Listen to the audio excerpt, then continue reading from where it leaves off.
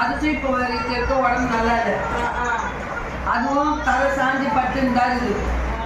புரியுதா? எழுந்துக்க முடியல. 2 காலம் சுத்தமாக அடி எடுத்து வைக்க முடியல. சாப்பாடு இந்த மாதிரி கிடையாது. சாப்பாடு கட்டிடுச்சு. ஆமாவா இல்லையா?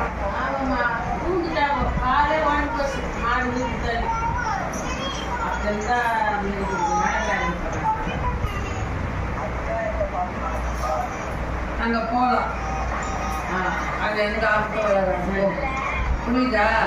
நீங்க என்ன இருந்தீங்கன்னா நீ திரும்ப திரும்ப ஏதாவது ஒன்று நடந்துருந்தா இருக்கும். நீ ஒழுங்கா அங்கே போய் சேரு.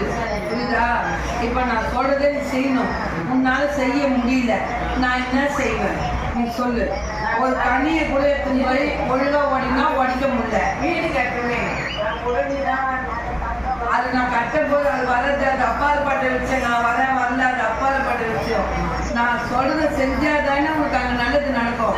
நீ செய்யலைன்னா எப்படி நல்லது நடக்கும்? நீ வர குடுன்னு ஓடியாத, உடனே ஒரு கனி கொடுமான்ற வாங்கி போய் வைக்கிற. இந்த ஒரு கனியில் எல்லாமே சரியா போயிடுமா சொல்லு? நான் கேட்குறேன், சொல்லு. சரியா போயிடுமா?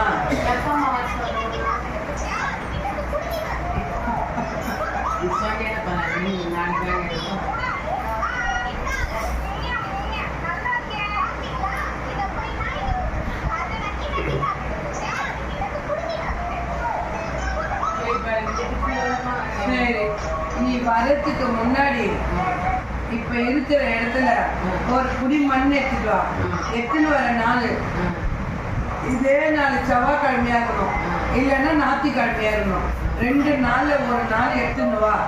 நான் என்ன ஏதுன்னு பார்த்துட்டு அதுக்கப்புறம் நான் வரதா வேணாவா, இல்லை இங்கேருந்து தீர்க்க முடியுமா தீர்க்க முடியாதான்றதை நான் சொல்றேன்.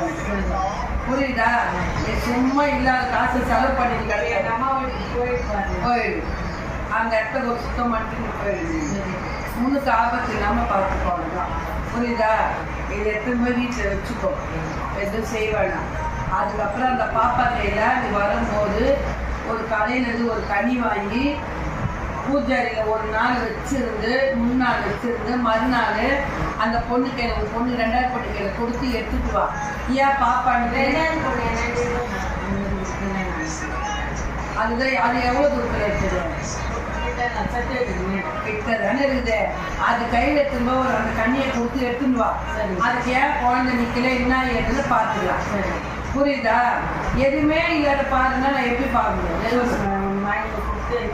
வாங்கிட்டு போய் பூஜை ரூம்ல வச்சிரு. அந்த பொண்ணை கூட வாங்கி ஒரு பூஜை ரூம்ல வைக்க சொல்லு. இன்னைக்கு நைட்டு இருக்கணும்.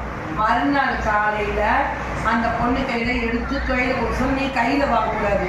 நீ ஒன்று பேப்பர்லையாவது இல்லை